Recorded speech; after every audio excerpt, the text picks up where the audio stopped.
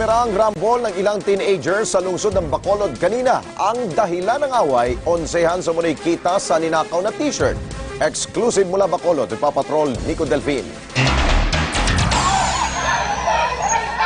Alas 3 kaninang hapon, nagkagulo sa Aguinaldo Stop sa Bacolod City. Nagrambol ang ilang teenager. Nagkahabulan, kanya-kanyang armas na bitbit. 2x2 ang dala ng ilan, habang panaksak ang bitbit ng isa.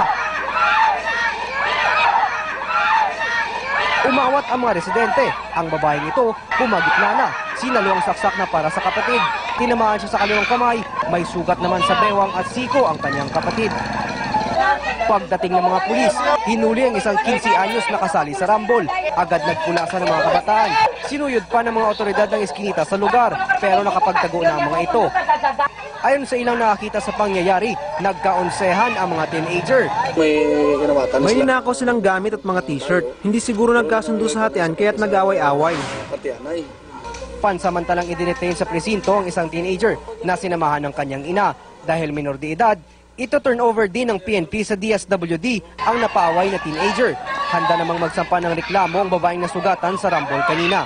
Nico Delfin, Patrol ng Pilipino, Bacolod City.